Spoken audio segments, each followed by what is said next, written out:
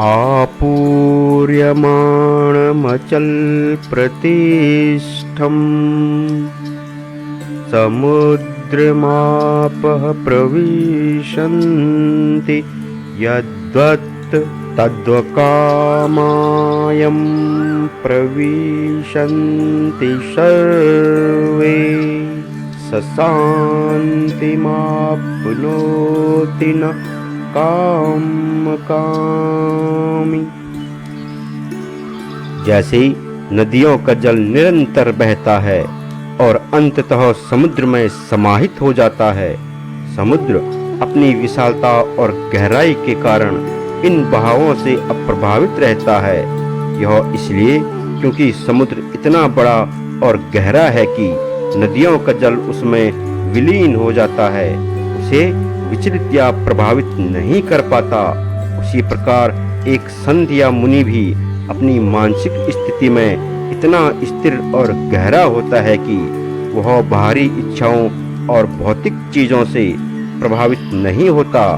उसकी इच्छाएं और भावनाएं नदियों के समान होती है, जो आती है और चली जाती है, पर वह मुनि स्थिर और शांत रहता है। इच्छाएं हर इंसान के जीवन का एक अभिन्न हिस्सा है। हम सभी के पास किसी न किसी प्रकार की इच्छाएं होती है, धन की, प्रसिद्धि की, भौतिक सुख सुविधाओं की। जब तक इंसान उन इच्छाओं का पीछा करता है, उसे वास्तविक शांति नहीं मिल सकती। यह इसलिए क्योंकि इच्छाओं की प्रकृति ही ऐसी होती है कि वे कभी पूरी नहीं होती। एक इच्छा पूरी होती है तो दूसरी इच्छा उत्पन्न हो जाती है। यह एक अंतहीन चक्र है जो इंसान को अशांत और बेचैन बनाता है। इस कथन को स्पष्ट करने के लिए हम एक छोटी सी कहानी का सहारा लेते हैं। दोस्तों, एक गांव में एक संत रहते थे जो अपनी साधना और शांति के लिए जाने जाते थे। वह कभी भी किसी चीज की कमी या अभाव की शिकायत नहीं करते थे। गांव के लोग उनसे उनकी इस स्थिरता और संतोष का रहस्य पूछते रहते थे। एक दिन एक धनी व्यापारी उनसे मिलने आया और बोला, मुझे जीवन में सब कुछ मिला है, धन, संपत्ति, परिवार, यश, परंतु फिर भी मैं अशांत हूँ। मुझे शांति क्यों नहीं मिलती? कृपया मुझे इसका समाधान बताइए। संत ने मुस्कुराते हुए व्यापारी को कहा, तुम कल सुबह यहाँ आ जाओ, मैं तुम्हें तुम्हारे सवाल का उत्तर दूंगा। अगले दिन व्यापारी फिर से संत के पास आया। संत ने उसे एक पत्थर दिया और कहा, इसे अपने साथ लेकर शहर जाओ और हर दुकान पर इसे बेचने की कोशिश करो। देखो कि लोग इसके लिए कितनी कीमत देने को तैयार हैं, लेकिन ध्यान रहे इसे बेचना नहीं, बस कीमत पूछनी है। व्यापारी ने पत्थर लिया और शहर की ओर चल दिया। पहले उसने एक मिठाई की दुकान पर जाकर पत्थर दिखाया। मिठाई वाले ने इसे देखकर कहा, यह तो एक साधारण पत्थर है, मैं इसे अधिकतम 10 रुपये में खरीद सकता हूँ। इसके बाद व्यापारी ने एक जौहरी की दुकान पर जाकर वही पत्थर दिखाया। जौहरी ने पत्थर को ध्यान से देखा और कहा, यह तो एक बेशकीमती हीरा है, इसकी कीमत करोड़ों में है। व्यापारी हैरान रह गया और संत के पास लौट कर आया। उसने संत को बताया कि कैसे मिठाई वाले और जौहरी ने पत्थर की अलग अलग कीमत बताई।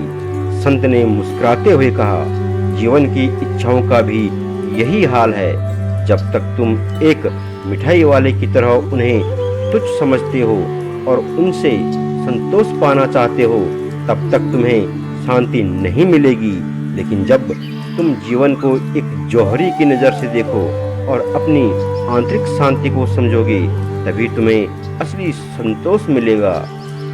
वास्तविक शांति उस व्यक्ति को प्राप्त होती है जो अपनी इच्छाओं को संतुलित करना सीख लेता है। इच्छाएं हमारे मन की प्रवृत्तियों से उत्पन्न होती है और यह प्रवृत्तियां कभी भी पूरी तरह शांत नहीं होती। उदाहरण के लिए, यदि कोई व्यक्ति धन की इच्छा रखता है और उसे प्राप्त कर लेता है तो वह संतुष्ट नहीं होता, बल्कि और अधिक धन की कामना करने लगता है। इसी प्रकार किसी भी अन्य प्रकार की इच्छाएं, चाहे वह प्रसिद्धि की हो, सुख सुविधाओं की हो, हमेशा बढ़ती रहती है।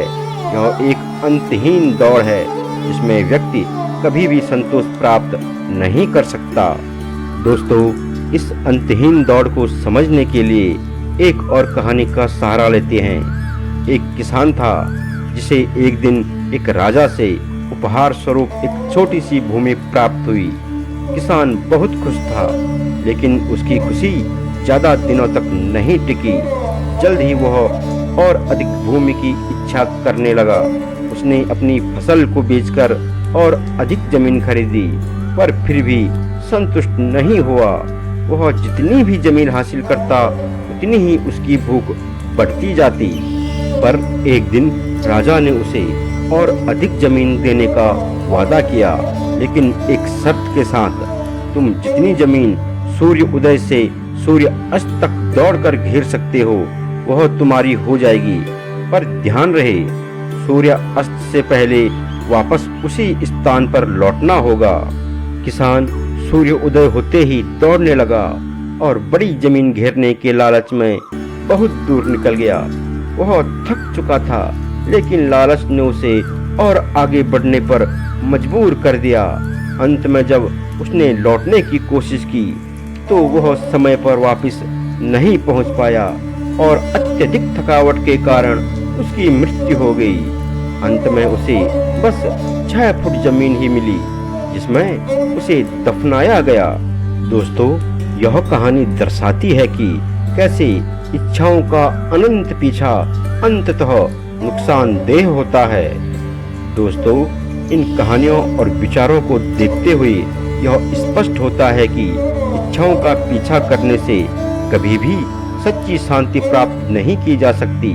जब व्यक्ति अपने मन की इच्छाओं के प्रभाव को नदियों की तरह आने जाने देता है, लेकिन खुद को समुद्र की तरह स्थिर और शांत रखता है, तभी वह वास्तविक संतोष और शांति को प्राप्त कर सकता है।